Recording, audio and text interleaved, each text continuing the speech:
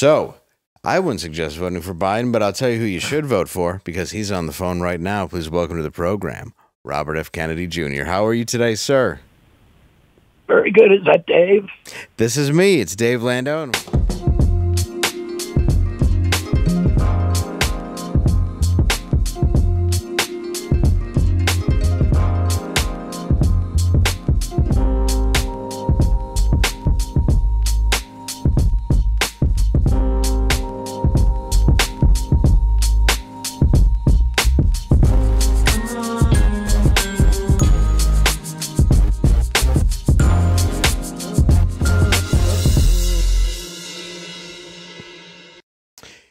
ladies and gentlemen, it's Thursday, which means it's Normal World Thursday. I don't even know what that means. It's a thing now. Yeah, it's a thing now. I'm Dave Landau. I'm Quarter Black Garrett, and there's Angela. I'm Angela. Hi. There's Angela. Hashtag Normal Yeah, Thursday. we have to be serious today. We do. We have a good guest. We do have a good guest, which means why don't you like and subscribe? Please subscribe because 40% of you that watch don't. Which come on. Just hit the button. Don't you want to get notified? You're here watching the show. How hard is it to do that? It's We like would down love here, it down if here. you did that. What I Would meant you please is, do that? Please do that for us. So sorry for what I said yesterday. No. Yeah, it really. She really is sorry. She wrote a letter to several of the people that were handicapped. Now, this weekend, I'm going to be into the Tacoma Comedy Club. That's where I'm going to be. Oh. But more importantly, I'm going to be joining our next guest, legendary film director of Reign Over Me, director of Blank Man, writer and director of the show Mind of a Married Man on HBO. Tons of stuff. I don't need to bring it up. But it will be the Night of Laughter this Sunday with RFK Jr. and friends, April 21st at the Royal Oak Music Theater. Please welcome to the show somebody Not who... that one. What? Not, Yeah, April 21st, right there. Oh, that's correct. Okay. That's the wrong second one. poster. Give Is him there- a different one. It's the yeah. wrong poster, but it's on there. It's okay. At least there's a poster. Anyway, please welcome Mike Binder. Oh, it's so good to be here, man. Thank you for coming in. I spent the whole afternoon liking and subscribing. Oh, thank God. It took everything I had, but I did it. I appreciate it. You kept unliking and liking it. No, I just, like, Yeah. subscribe. Thank you for coming in.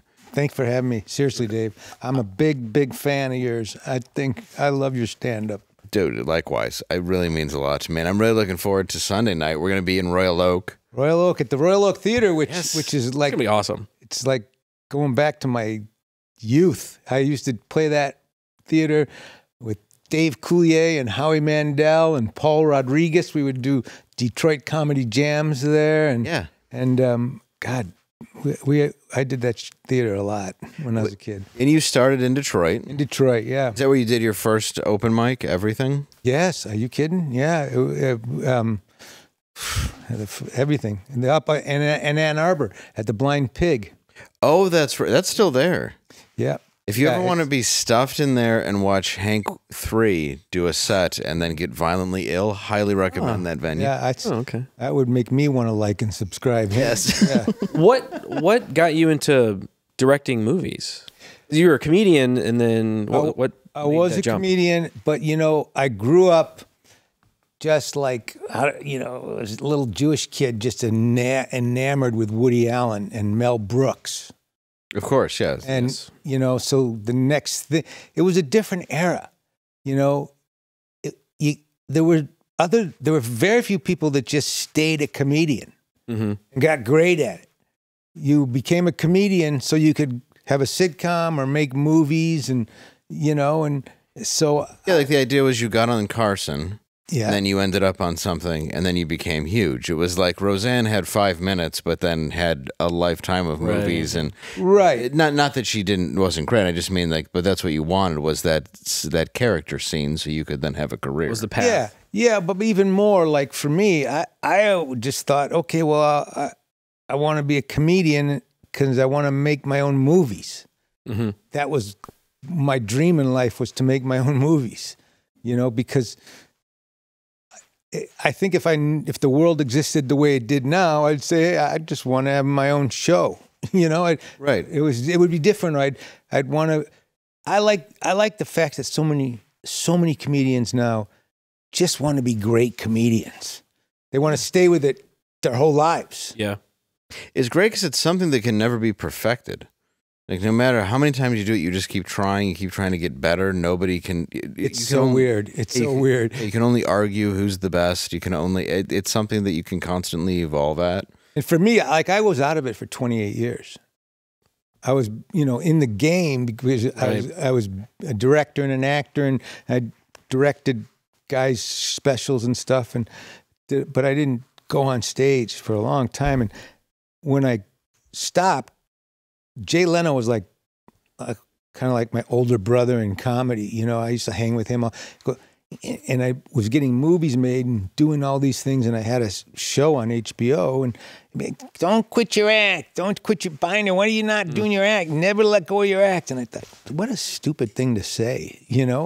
Why would you not let go of your move? Why would you not move on? Yeah. Right. And I realized he was 100% right. And he was one of the very few guys from my era that just stayed with their act. Him and Seinfeld, and really that's it, When he would go up, when I first moved to LA myself, he was up at Comedy Magic Club still, like every Sunday night. He still is. Yeah, they never ever stopped. And like, so you went from Detroit, you went to LA, you started at the Comedy Store like right after, or days before Freddie Prinze. Yeah. I guess offed himself. There's no other. Yeah, I was there. I didn't really know anybody yet. I just knew them. And one Sunday. And what year about was that? It was in the 40s. Oh. Yes, it was mid-40s. It was back... What, 80... 77. Yes, it was just before it became the Comedy Store. It was still called Rizzo's or whatever. Yeah, Rizzo's, no. Zeros. Zeros. Okay. It was called Honkies, He just gave it a name. We go table to table. I was a waiter that did magic. But yeah, no, I was there, and, it was this magical place to me, and by that, you were doing coke. Yeah, that's exactly. You read my book. 80s were coming up. And I was very lucky. I was really lucky because place was about to explode, and I went there, and on a first Monday night, and I went on an amateur night, and I killed. And I had never killed before. Yeah. I had done okay in Detroit, but I just didn't have that much experience. That was later when I came back and did Bees and the Castle and all that. Bees Comedy Kitchen. But I just killed this Monday night. It just the stars lined up, and Mitzi was like, "Oh, you can work out here. You need to be here. You're good." And she gave me a job, and which I needed a job, and she let me. I babysitted her. Peter and Paulie during the day, and so I had enough money to get an apartment. It was great. Were you a door guy? Yeah, I was a door guy. Oh, that's awesome. And you were a door guy at the time of where I guess you have Robin Williams. You have at that time Letterman and Leno, and I was going to say both of them coming in, and then Pryor. Pryor was in all the time. Wow. Yeah.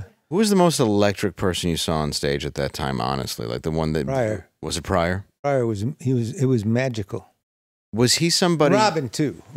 I would imagine that had to be amazing. But was Pryor doing something? Because I always loved him and respected him. My dad did, and so I did as a kid. But I can only imagine at that time because it was something so actually dangerous, and then a lot of the stuff he was saying can get your ass kicked. Like, was he really doing something that made the crowd uncomfortable, or was he killing every single night? No, he didn't kill every single night at all. That's what made him great. What was great about Richard, and he was the first guy that I ever saw, or my group of comics ever saw, that he would do this incredible hour, lock it in, film it, and then come up to the store every night for months and start completely over and just talk to the audience, and they'd go crazy, and then he'd have nothing to say and bomb, right? And try all these things out. And it wasn't that, it wasn't that he was being, just outlandish to be outlandish. It was just some of the stuff wasn't that funny yet, Yeah. He's experimenting. He was experimenting. Really he was trying things, and he would stay with them and rewrite and rewrite and rewrite. And he was very much, he very much loved the craft, He very much loved the craft. Because he was so Cosby-esque for a long time, and I, of course, only mean that in the way of comedy and being clean. Not that, he didn't rape everyone. Yeah. But yeah, he did both. He worked both lanes. Oh, that's good. He was like Cosby. Okay. Yeah, he could. Felt perfectly. They were awake. Different MO. Is that better or worse? I honestly don't know. Look, I think if he gives you a chance to fight, it makes you a better man. At least they're involved. Just how I feel about it. But Richard was a god for a while, man. I have to tell you, he'd come to the Comedy Store and it was packed, and as the doormen, we were getting rich for us. Selling out getting tips to give front row seats, and it's just like, because he'd be there and he'd just drop in and he'd work out for months at a time, and people had to see him live. Right. They had to see him. And it was just amazing. It was just amazing. And the women threw themselves at him. Oh, I'm sure it had to be impossible for him to avoid that. Just the addict in him and the stuff that he talked about. It was amazing. Imagine. It was amazing. But he was, to the comedians, to us, he was just such a good guy. He was just very real. Yeah, he was somebody who I tell a lot of stories on stage too in my act, and he was just somebody who I loved, was so open in a way that I don't think I've ever seen anybody before or since really to be that open and direct, but really taking a risk at talking about what a terrible person they could be and making it great, like shooting out the tires on his wife's car. I mean, he kind of invented that. Yeah. Him and Lily Tomlin. She's great too. And Detroit. Yeah. They really invented it. It's really funny because when I got back into stand-up, I went to lunch with a couple guys from my era, and we're not doing it anymore. I don't know why you would do it. He goes, one of them says, they don't even want bits anymore. All they want is stories and autobiographical comedy. Well, that's great. Yeah. It's a good thing. He goes, I want to do bits. Well, you can do those at home to the dogs. Yeah. I think people just want to connect with you on a real level. Yeah. Yeah. Some people do very well. I mean, you have comics like Jimmy Carr, Anthony Jeselnik that are great. Yeah. They're very much a bit they still do that. Dave Attell's very bit driven, and he's one of the best to ever live. So, it's there's still that element of it. I think, though, when you can talk about something so openly, though, it is, I don't know, there's a connection that's special with an audience now that just didn't exist before. Well, you know what I like? One of the reasons why I quit, I realized years later when I came back, when I did that Comedy Store documentary, yes, which I spent 2.5 years making. Yeah, you directed that and produced it, didn't you? Yeah. And what's the name of it for the audience? It's called The Comedy Store, Dave. I knew that. Okay. A Comedy Store. I meant that. Yeah. Check out The Comedy Store. It's called The Comedy Store documentary. Yeah. It's actually. Yeah, I forgot. I like how you kept it simple. I forgot the fourth word. Yeah. But that was an incoming call. That Peter Shore and Mike Tolan called me. But I realized, man, when I was a kid, I did not respect the art form the way the people I respected did. Mm. And then when I got back in and I'm interviewing all these guys, I realized, God, all these people that are so great, they work so hard and they rewrite and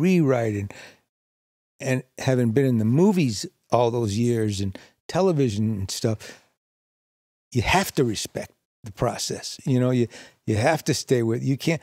But as a comedian, as a young kid, and plus being all messed up on drugs and everything and partying, I never worked on my act. So what do you folks want to talk about? Right. Yeah. It just was like, I'd just get up there just to get up there so I could get off stage and get high again. Right. Well, and if your goal is to be more, in film and direct movies and stuff, it's probably not it's not your number one thing that you're trying to do is figure out how to be the greatest at this if you want to be the greatest at that at the time. Yeah, but by the same token, I think if you're doing something, there's no point in not doing it 100%. Oh, I agree. And I'll tell you a company that does do 100%. It's Miracle Made Sheets, my friend. Oh, I'm going to tell you right now. Holy sheet, do I love Miracle Made. As you should. your temperature at night might have one of the greatest impacts on your sleep quality, and I'll tell you that. That's right. I get hot. If you wake up too hot or too cold, like you probably do, I highly recommend you check out Miracle Made bed sheets. They're inspired by NASA. They're luxurious. They're comfortable. You know what? They're affordable. Oh, man. I was afraid you were going to say all those things, and it was going to be like $1 million for one of these sheets, because, I mean, you're like, sounds wait, like a I can deal. have all that and save money? Impossible. No, it's possible.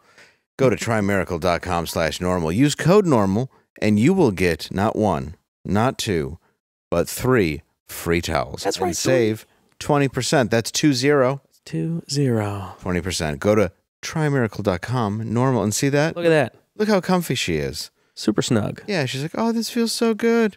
This feels so good, and I'm not even hot anymore. Cover me in the I Miracle was Made. so hot a minute ago, and now I'm all cold. Oh, yeah. We didn't even. You know why she mention the looks so wicking? good, Dave? Yes. She just subscribed to your show. That's right. That's right.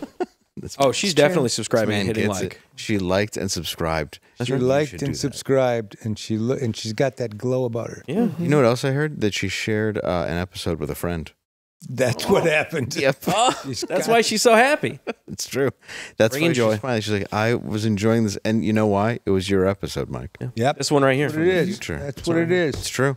So go to trymiracle.com/normal and share this episode. Do it. And get the discount. Okay. So I have to ask you about. I've been a big fan for a long time. When I started Mark Ridley's Comedy Castle, you were like the first person he mentioned to me. You, Bob Saget, were like his favorite comics. He loved Coulier because he had started there. But the first 2 names he had heard who were always, he just said killers in the comedy club, were you and Saget. And Saget, I know you knew. And he said Saget was the only person he ever saw get an encore. Said it had never happened ever, and he was like, "They're just clapping. Just go out and say another joke." Do it again. And I think it's great. I actually saw Coulier get a lot of encores. Did he get some? He got standing ovations. Coulier. Oh, I don't doubt it. Yeah, but Saget would confuse just people still clapping. Oh, they want an encore. No, Bob, I think they're just clapping. Yeah. Like, are you sure? I could go right back out. But yeah, no, Saget was great, and those were great times, man. There was a great Tim Allen's early days, and there was a guy named Ollie Joe Prater that we worked with. I remember that name. You know, he was a nut. And Mark started that whole. Mark came out to L.A. and I met him at the Comedy Store, and we were all doing a show called Make Me Laugh. Okay. And it was a strip show. We would shoot 5 episodes a day at KTLA. A guy named Bobby Van hosted it. And it would be 3 comedians, like a typical, and we would shoot the whole week. We'd shoot all 5 in one day, and it would air 11 o'clock Monday through Friday, all across the country, syndicated. Yeah. And like a typical, it'd be me, Shandling, and Gary Muledeer. Oh, wow. You know, or Bruce Baum, Saget, and Tim Thomerson. Yeah. You know, and it was 3 guys, and you'd play contestants. They'd try to make them laugh, and they'd try not to laugh. And then a celebrity would come out and play for charity. And Mark said, you know, look, I want to do a comedy club. I'm trying to do a comedy club with local comics, but I'm thinking I'll bring a headliner and do 3 guys, you know? No one was doing that. There was the Improvs in the Comedy Store in L.A. and the Improv in New York and the Holy City Zoo in San Francisco. And this is like 20 comics a night. All 20, exactly. And then so Mark started, and I was his first headliner, you know? And what we would do, and then it went to, the next one was the Cleveland Comedy Club and the Columbus Comedy Club. Then the Atlanta had the Punchline, and then there were Chain started, and then there was the Comedy Crockpot. You know? Yeah. I mean, it was just like, and then the names got worse from there. It was always horrible. Yeah. It was you know, the Comedy Canker Sore, and you know, it got really bad for Comedy a while. Crab Apples. But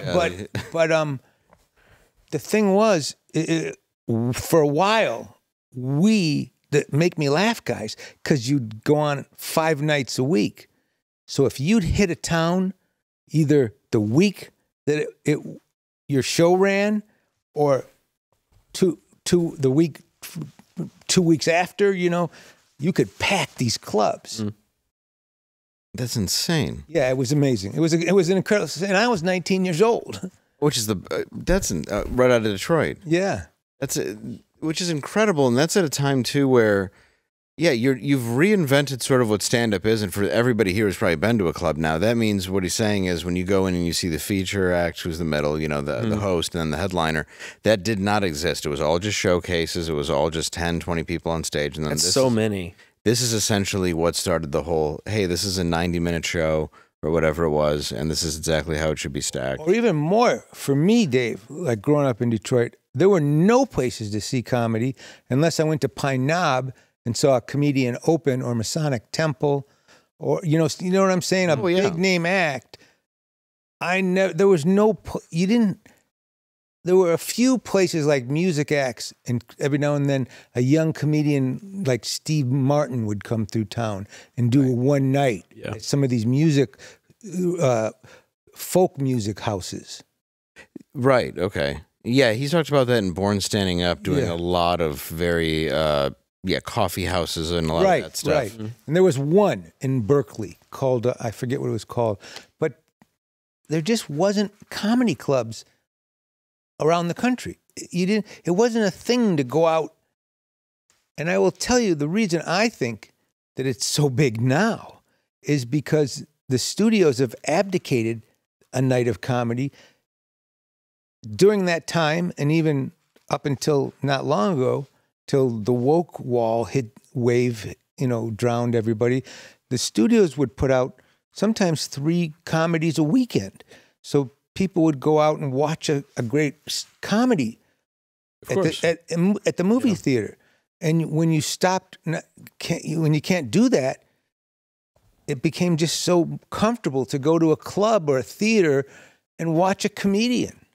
Well, yeah, it almost became for a little while like going to a speakeasy. You weren't allowed to actually see real comedy. If you're going to the movies, too, you know it's going to suck. Yep.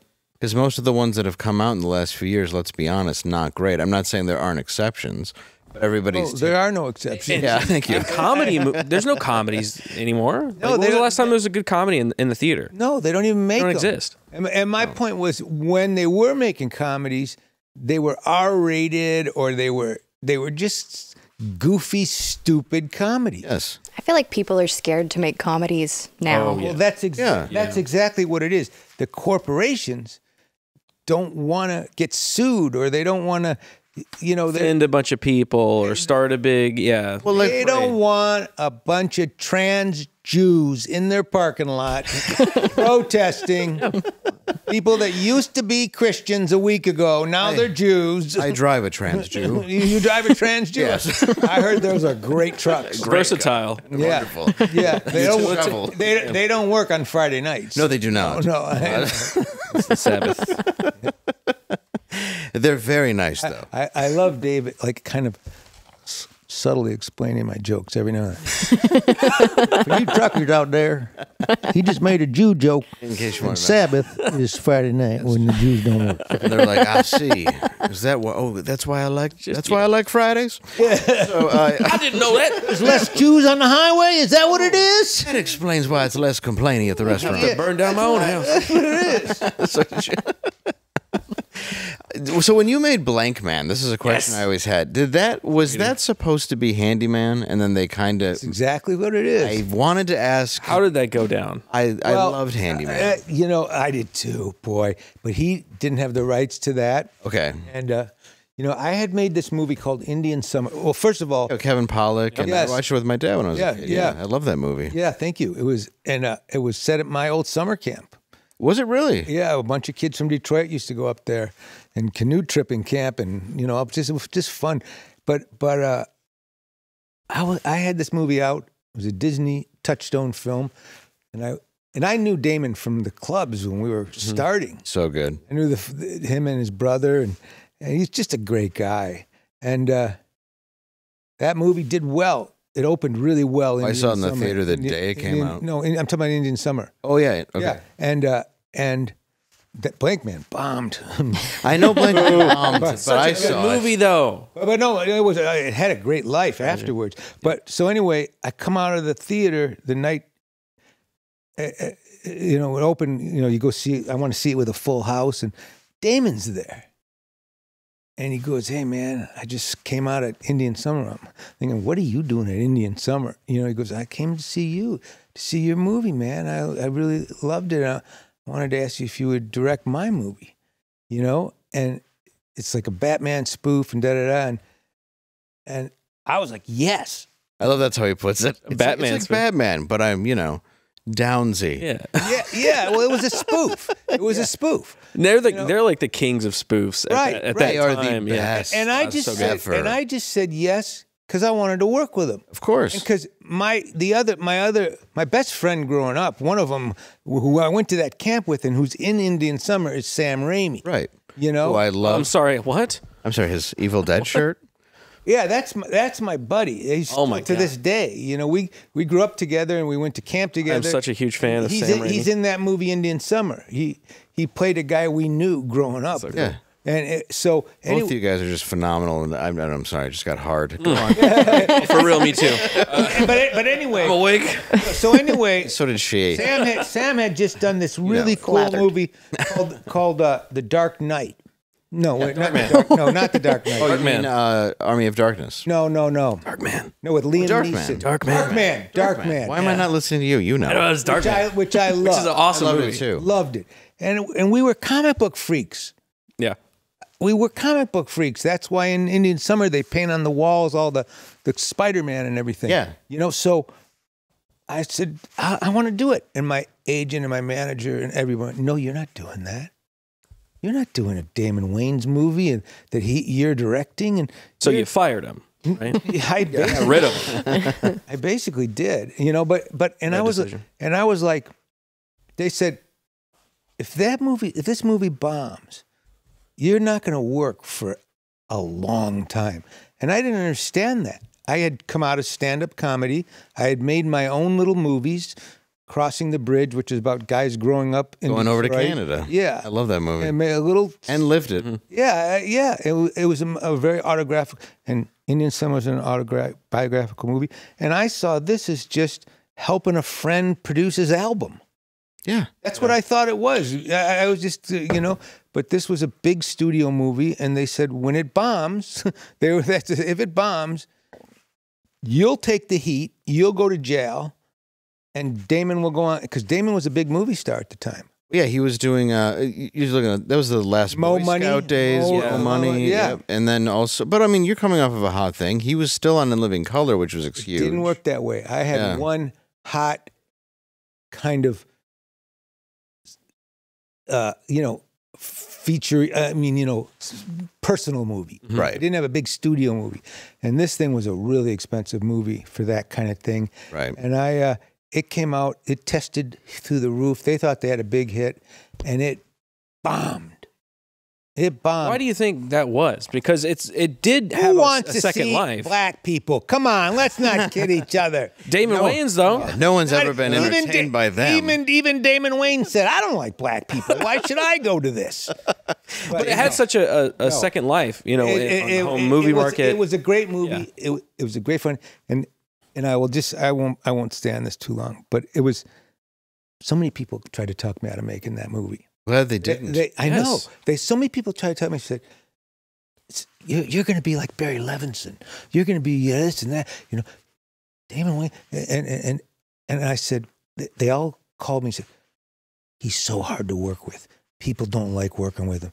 He fights with everybody."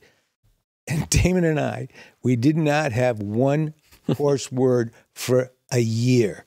We made every day of that movie. We just got along so well. Comics. Yes. Yeah. That's exactly why You it were on the works. same page. We were on the same page, and David Allen Greer, and we laughed, and they made fun of me, and I made fun of them, and we made a movie that the audiences loved, but they couldn't sell it. They didn't know how to sell it. And the truth is, they wanted to see handyman. They didn't want to see Damon being all effeminate. But the truth is, when they saw it on television over the years, they adored it. Kids go, and to this day, kids go trick-or-treating. I grew up with that movie. Yeah. Like, it's a great movie. Right. Like, we went out. Well, a quarter of you must have loved it. That's the only reason I watched it. We went out the night it came out because everything that I was kind of raised on was largely the Wayans brothers. I mean, Don't Be a Menace. I went out the second it came out, all that stuff, because I'm Gonna Get You Sucker was one of the first parodies I saw with Airplane. Great. And yeah, I went out and saw that the day it came out. I loved it because I knew it was Handyman, and I knew even then when I was young, I'm like, I'm sure they just couldn't do that, you know. But it's so strange when something bombs when you watch it when you're young because you don't care. Yeah, it doesn't matter. The movie's everything to you, and you love it, and that's all I knew. And I met David Allen Greer at the Comedy Castle, and it was the first time his mom had seen him do stand-up because he had started in theater. Right. So he's like, yeah, my mom's out there, and it's the first time she's seeing me. And I was like, what? Like, I couldn't even wrap my head around that. But because of, like, Blank Man and meeting him or meeting you, it was just incredible to me that he was in Detroit, and I got to watch him do stand-up, and, like, all these people, like, all that stuff means the world to me. So even if something bombs, I think it's just incredible that you made something that connects with so many people. Yeah. Oh, it's been amazing. I'll tell you a great David Allen Greer story. We, Damon and I, go to New York. We're in New York on something else, and David's doing a Mammoth play.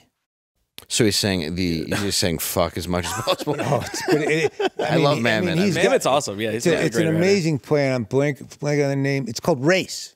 Okay, and it's amazing. Oh, this was just a few years ago. Yeah. This was years after we did Blank Man. Yeah, we go with Damon's father and his sister Kim to dinner, and then we go see the play for David because we want to see David in this play, and it's amazing, but it's so dirty. And about 35, 40 minutes into the movie, Mr. Wayans gets up and he goes out and he doesn't come back. So in intermission, I go, what happened to your dad? He goes, too many swear words. He said, really? He left because there was too many swear words? I thought he was kidding when he said earlier, if there's swear words, I'm not going to be able to deal with it at dinner, you know. So we go backstage, and David is so excited that Mr. Wayans is there to see him. You know, just someone's another generation, you know. Right. Yeah. Where's your dad?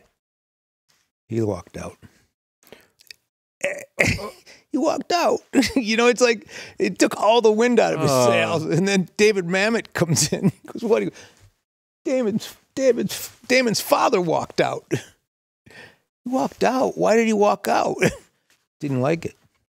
I just like, hey, dig a little deeper. Yeah. You know, I think it's so funny though because his dad's also like, by the way, if any consolation, I've never seen a thing my kids have made either. Right.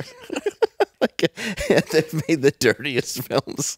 Like, I'm gonna get. He doesn't. He didn't. I know. It's the thing is, he probably has a lot of times watching his own kids just doing what they do. He passed just a few years ago. No, rest in peace. But it's got. But he was a very religious guy. Yeah, great guy. You know. Oh, I'm sure. I mean, he raised an army of talent. Yeah. And I can't think of hardworking. Almost every single one of them, and good people. Yeah. Good people. Yeah, every one of them that I've met, I've liked. Except for a couple of them. A couple of them are real shitheads. Yeah, I think, you know, and I'm sure, there's one that they don't even talk about. Yeah, there's like, every family has those. There's like Key Lime Wayans. No one. We didn't talk about him. Yeah, don't bring him up. Anything. One time we were talking about that, and Damon said, isn't it weird, though, to me, he goes, you're that guy in this family, your family? Yeah. He goes, doesn't it bother you? The one I wanted to ask you about, too, it's a heavy movie, especially to be directed by a comic, was Rain Over Me. Yeah. With, if you haven't seen it, it's Adam Sandler and Don Cheadle, and it's one of the Adam Sandler roles that I always love seeing him in because he just reminds everybody of what an absolutely amazing actor that he is. Yeah. And He's a really good actor. He's so good. I mean, Punch Drunk Love, Uncut Gems. Uncut Gems. Uncut Gems. like Yeah. comedians, it seems like, really have that range where they can like really wow you with like a dramatic performance. I think it's partially like because you don't expect it, but then Hey, what did she do to lose this seat? That's what I want to know. They put me back here. I was Though. gonna say, man. She's a woman. you can see. I was gonna ask that. It comes with the There's an company. oven range right here, like Yeah, a stove top. Oh, If you wanted a sandwich, I can get you one. It's was gonna part of the say- Blaze deal. The contract. But you know, comics are really good actors. You know, Robert Klein was in that, and he's I mean, I've worked with a lot of comics as actors, and they're good. Yeah. They're good, especially if you treat them good.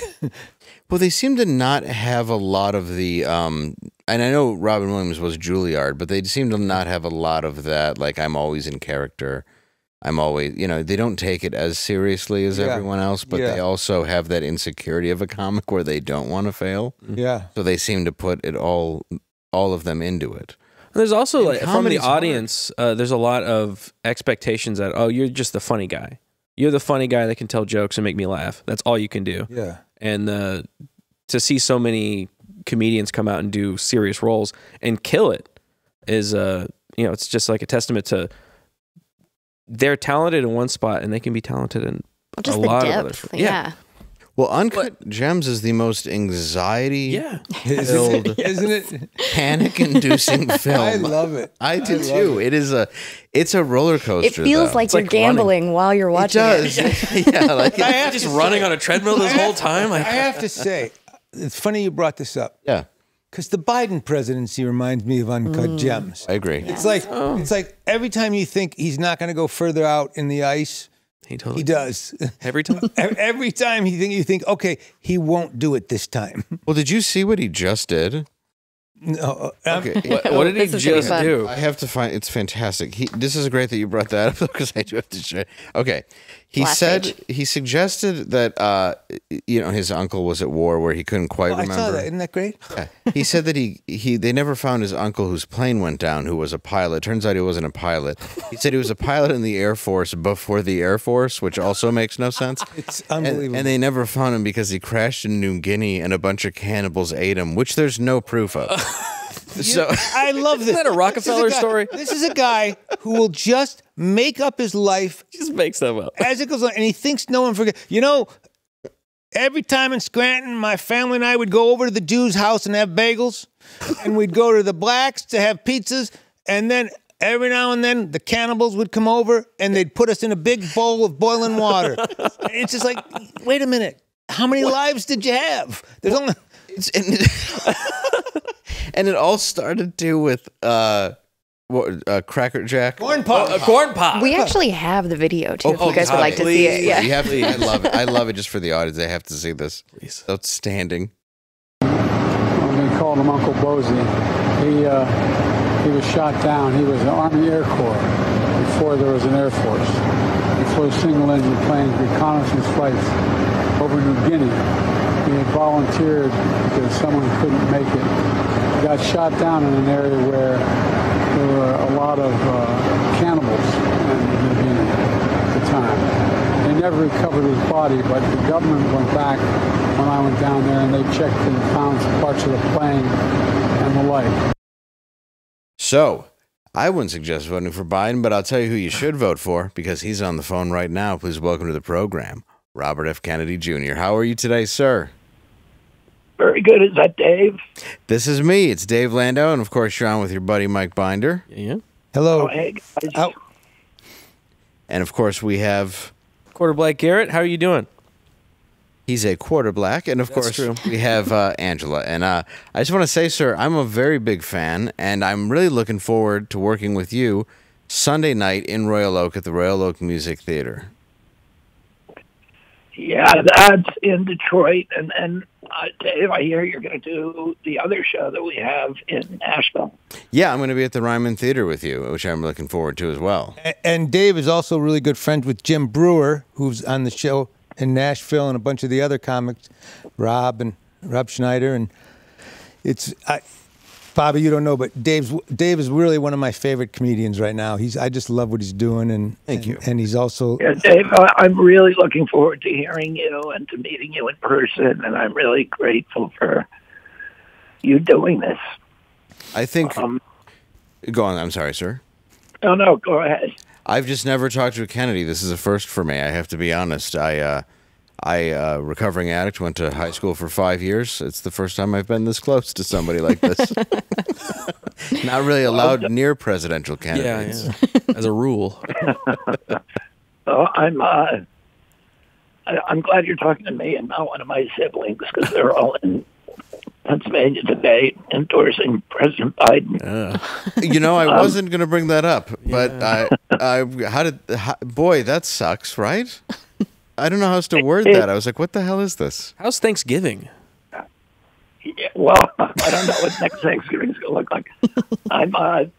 But we got a big family, so I got a lot of notes. That's good. They have support from other members who actually do support me. I think there's 105 Kennedys. They had 5 of them there today. But, they're my siblings, so it's, I'm not like worried about it.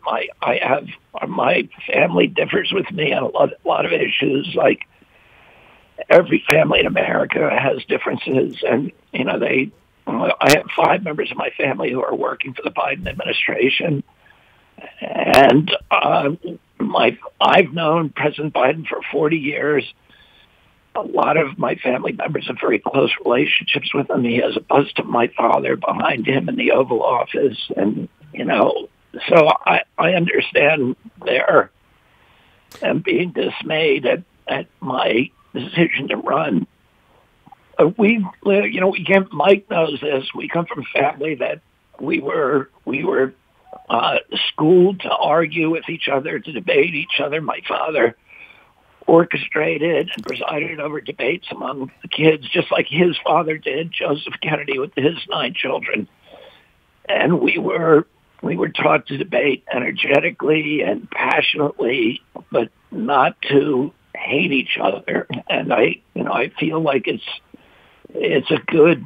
I wish our country could have that, where we could differ on issues. I feel I love my family. Mike knows that. Can I also say something, because I know his siblings, and I know Bobby loves them. And one of the things that when Bobby started running for president, my first thing was, I know Bobby's a uniter, and I've never heard Bobby badmouth anybody, even people he totally disagrees with.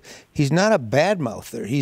It's just not his way. And I know that his family too. When Bobby wins and becomes president, which is going to happen, his family's going to totally support him. And that's just the fact of the matter. This is just political differences. But these are not people that are saying, "Hey, he's a bad guy." This is not these type of politicians. These are just differences, and they're going to end up supporting Bobby in a big way. Well, and that's what I've noticed. They'll have to get across the moat that I'm going to dig around the White House. So. What'd you say? He's going to dig a moat. Yes. Well, that's what I've noticed about you, though. You're very passionate and honest with your beliefs, and to be frank, it would just be nice to have somebody in office who is being honest, and you're not angry, and you're not being vile. You're just being passionate, which is something you honest, just don't see. But he's not a bad mouther, or he doesn't come from a churlish place. I love his honesty on all these issues, and you know what? Listen, by the way, I'm married into a big Irish family, okay? And I've got a bunch of brothers, and if any one of mine got anywhere near the Oval Office, I'd be out there with a fire hose. So well, they'd be passed out drunk on the lawn. Yeah, exactly.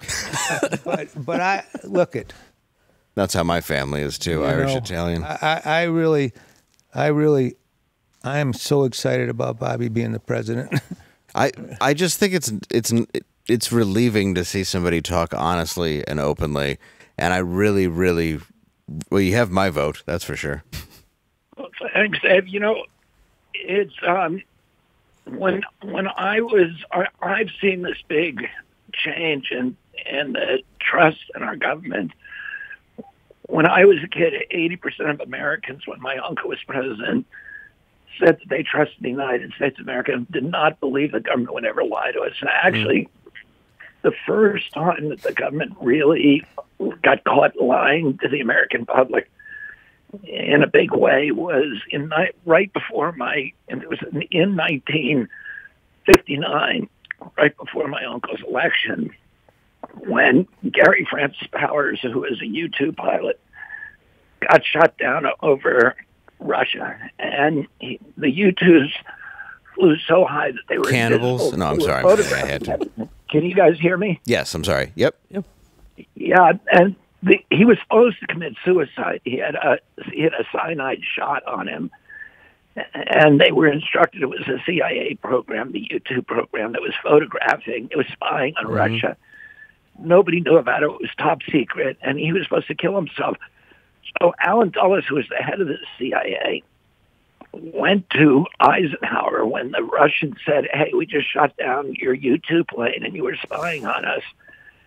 And it was an international incident. And Dulles told Eisenhower to deny it. He said that the pilot is dead. They're never going to be able to prove it.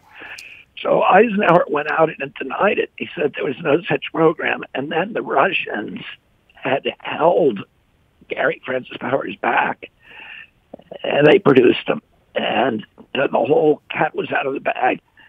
And Americans for the first time went, holy cow, our government was lying, not just to the world, but also to us. Yeah. But even, my uncle then became president, and people still generally believe the United States. In 1973, the Pentagon Papers were released, and that was this very, very detailed history of how hundreds of government officials had systematically lied to the American public about the Vietnam War. And that's when Americans really stopped believing their government. And then the Warren Commission report, when my uncle was killed in the 63, 1964, half of Americans at that point, about 75% today, just believed that the Warren Commission was a pack of lies. And that was really a big fork in the road for our country. And today, most Americans just believe our government is lying to us all the time. And if you don't believe that, you're not paying attention, because it is. And the worst part about it during COVID is at least we used to have the American press who was calling the government on its lies. They'd go along with them, like with the Iraq War and the weapons of mass destruction. They'd go along with it for a while, but then they'd say, the New York Times published an apology for drumming up the war in Iraq and for believing, Bush Cheney propaganda and getting us into the war. So they publicly apologized for it. But now they're just openly lying. They're openly repeating government lies, and there is no accountability. They'll never admit it. They'll never admit what they did during COVID. And, it's hard to see where this is going to end unless we really elect dramatically different leadership who's calling them on it. Well, absolutely. The only way that you can heal this divide between Americans, it's all amplified because nobody believes the government anymore. Yeah. So there's so many different versions of truth out there, and people gravitate to their own versions. And there's nothing bringing us back to the center. I agree, and I think there's so many different versions of government we see because there's so many different officials, and I think, like you said, there's no integrity in the press for us to believe any of that. And I think the real problem is, let's say there were, I know that, there's only a few companies that do own all of the press, but the people that write it, there's so many articles, there's so much information, you're not even making the money that you once did for writing out these lies. People are putting out all this information for very little money, for clicks, for slight amounts of fame. It's almost meaningless what people are putting out as misinformation to make a profit off of now. So just as somebody, I myself, and I've talked about it on the show, my dad went to Vietnam. He died of Agent Orange when I was a teenager, and of brain cancer. The government took no responsibility for it. They gave him nothing, and I watched him go bankrupt. So I've seen what they do to their own soldiers. that led to my mom's own mental illness and eventually her suicide. And I've seen them not care about that either. So my distrust of the government happened when I was a young man, seeing the government absolutely not care about my father and my family after forcing him into a war that he didn't want to be a part of, even though he was a medic, he was a hero. And you see that happen. Like, what, for somebody like me, how could I ever learn to trust the government again? Because I haven't had trust for them since I was, I don't know, 5. Wow, what a story. And, the Agent Orange story, the woman who CDC collaborated with the VA and the Pentagon because they didn't want to pay the tsunami of medical care That's costs. right. They didn't want to admit that they were war-related. And, they were classifying them as PTSD or just, a lot of people just get cancers. Mm-hmm. So, and the woman that they put in charge of that CDC was a woman named Colleen Boyle. And she was in charge of orchestrating the entire denial program at Agent Orange. And she got exposed. My uncle, Senator Ted Kennedy, had hearings in 1975 and exposed the whole fraud. And Colleen Boyle was embroiled in these scandals. And, she lost her... She was transferred by CDC to get her out of the limelight, but guess where she ended up? She ended up as head of the Immunization Safety Office, which is the vaccine program. Oh, perfect. And she was put in charge of managing the, the autism cover-up, and that's where she is today. She's the same woman. And I mean, I am angry about hearing that just now, but I'm not even the least bit surprised, because if you told me it was somebody who was competent and actually cared about people, that would shock me. But the fact that it's somebody who isn't, you're like, no, that's about right. That's par for the course. And that's why I think that we do need somebody like you to restore faith in our government and in our leadership, because we need actual leaders. We don't need people just shaking each other's hands and trying to figure out how to wrestle money away from Americans. I mean, we really are feeling it, and I see it every day with people. After the pandemic and what I saw do to so many of my friends, so many people lose their businesses, come close to losing their businesses, losing their families, the way that it destroyed America. And my mom herself was an RN, and it's not like that makes me, some sort of medical expert in any way whatsoever. But the way they were rushing the vaccine, things were going on, it just seemed completely incorrect to me. So my own personal opinion was, I'm going to wait on this, even though I had all the other ones.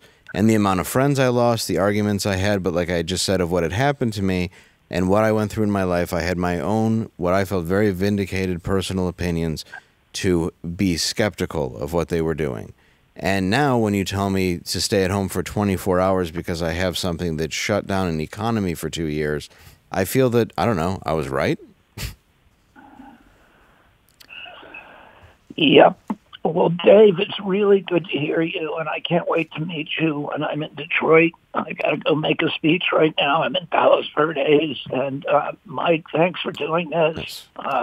Dave, I really, really can't wait to meet you. Likewise. And just to repeat. Hey, what about Quarter Black? Wouldn't you like to meet him one day, Bobby? You don't want to. Yeah, is he there? Oh, good. He wants to meet 3/4 of them. Yeah. So, all right, listen, Bobby. Thanks, and sorry about all the problems. These guys, they spent their money on a Democratic guest. Thank you, guys. Thank you. So long, pal. Thank you so much. Thank you. Sorry, that got real for a Oh, that second. did. It did. Oh, it was great. I wanted to talk to a real person who I felt did something about that, and I wanted to just say to him, thank you. Yeah. Oh, I want you to talk to him more about it in person, because I do too. Because he's an expert on all that, and he loves to hear about that kind of story. And I've heard his family may have been screwed by the government a time or two. Maybe. I don't remember. Yeah. Well, listen. Every time someone says to me, trust the science, trust the government. I go, the government killed the president, okay? I don't trust them for anything. Yeah. Okay? Yeah. Well, and Killed the president when the president wasn't doing what they wanted him to do. He was totally right when that trust between the American public and the government was broken. It just got worse and worse and worse and worse, and we're at a point where it's just completely. We don't believe a single word that they will ever say. If aliens came down and landed on the front lawn of the White House, we'd be like, fake. I'm pretty sure they did. Well, not only that, not only that. That was Independence Day. They're all leading out, trying to get this guy reelected, who just keeps making up stories about, my uncle was eaten by cannibals, and my aunt crawled up some monster's butt and died. That's the thing. Is like the lies don't get like more sensible. They've gotten more ridiculous and ridiculous out. Yeah. And I talk to my Democratic friends, and I go, "Aren't you like scared?" Like at all? It's funny. The ones that I've talked to are. And because Detroit was so largely Democratic, and obviously is, and has been for a long time, which is funny because, we're the ones that you still can't find Hoffa. But the more you think about it, and the more people I talk to, they're like, oh, no, I'm not for any of this. I can't. I think a lot of people are so without a home now when it comes to politics, and because there's just so many hands in the pockets of Americans. Because I don't look at it any other way. It's like we're printing money. We're taxing you. We're doing all these things. None of it adds up anymore to where it's like, why are we doing this? You make constant mistakes, and then you're like, we'll bail out banks. Well, should they give out loans? Yeah, but we're going to do it at a 12% interest rate for your house. I'm sorry, what? Yeah. Like, how do you fucking sleep at night, you monsters? Like on piles and piles of cash. Yeah, they're like, I will say, understand? and I will say, and I will tell you this, I'm not a politician, and I'm not. Oh, I know. I like you. This is the type of stuff that really is concerning to him. And this is why he wanted to run. And he called me. I was in Boston doing a comedy club, and he goes, "I got to talk to you. I'm calling a few of my friends. I think I'm going to run for president." And he hadn't been talking about it at all. I'd never heard him talk about any. He goes, "But I can't do this anymore. I can't watch this country go so bad." And he's not a power-hungry guy. And that family is not power-hungry. Service satiates them. They've been raised to be of service. I know the family really well, and they're not bad people, even the ones going against him. His brother Max is really one of my best friends, and Max is all up Biden's butt, But that's just, he's going to end up being Bobby's real supporter. Well, it takes such balls because it's like having people in your family and like a bunch of them died falling out of trees, and they're like, I think I'm going to rent a cherry picker. And you're like, you might want to hang on, wait, what? Because it just shows that that's the actual passion that's coming out of somebody. They believe in something so much in their life. That's a level of fearlessness that we need. Yeah. That's taking a step forward that I don't think people can even wrap their head. In fact, they can't wrap their heads around it because I don't think anybody else has ever had the political background that he has. But they're not power hungry. They're not like, it's not about them. It's about helping people. Those are the people that you want running, that see the problems that are going on with the country and say, how can I help? Not what can I get out of this? How can I gain? Yeah. Yeah. And I truly believe that Joe Biden is just he's a cannibal. I do too. He's an African cannibal. Yeah. He is. He's a cannibal. He just goes, I hate my uncle. I was a pilot. And I hate my uncle. Next month. I called him Corn Pop, and then I just ate him. Took a length of chain, and I was like, put down Ashley's diary. That's not real. And then Don't read it. It was made of corn. That's fake news. So I ate him. You're I nibbled on it. I'll see you in jail if you don't put that thing down. Yeah, it's like, I get your one kid, who's done more coke than half of Colombia, and then meanwhile you're like, "Oh, quick, hurry, put that guy in jail. He's got her book." He goes, Hunter, man, Jack Hunter's done a lot of coke, but it's made him a great artist. Yeah, it's like that's the sad part, hasn't it? All right. It's like then you see his drawings. It's something that if your kid who was 8 brought home, you'd be like, "Oh, that's great." And the second you turn around, you just throw it in the trash. It's like every guy that tries acid for the first time, their paintings. Yeah. You go, Like, whoa, I'm seeing a whole nother freaking spectrum of the and world, man. you're not sure what to tell him first to quit doing acid or painting. Or both. Yeah, you're like just Quit painting. 'Cause you're at like- least it doesn't hurt. Yeah, you're like us, definitely you know? don't. Yeah, you're like yeah. Do your acid. Yeah, you can do that over there. Just don't ever show me what you make on it. Here's an idea. Next time, use a knife and whittle something. Yeah, it's the worst. And you see it sell too. Oh, well, for a Oh, lot. absolutely. I think it's a It sells a in the scam. It sells in the art community, but it doesn't sell for a lot in the art community. Like it does sell for a lot of money to me and you. Even I think they it's a will be front. like, I think it's a no. front. Yeah, but even in the art community, they're kind of like, Wow. I'll give you, I guess, 300 grand. But like, if it was anybody else's son, it would be 30 million. No, people are looking at it going, boy, that sucks, but I could end up with an ambassadorship. It's the name. You're buying the name. Well, it's the same as anybody. It's like Andy Warhol. Like, look, I get it. It's like it's a soup can, and you're like, it that's worth $30 billion. I mean, clearly this man's on drugs and just blew a guy. It's got to be worth that. I don't know, Dave. I think we just went off the rails when you compared Hunter Biden to Andy Warhol. Oh no, I meant very different. Oh, no. You know, it's all. Sometimes I look at that Hunter Biden shit, and I think Andy Warhol. What was he thinking? No, I meant the contrast of good and bad. Bad way. I'm kidding.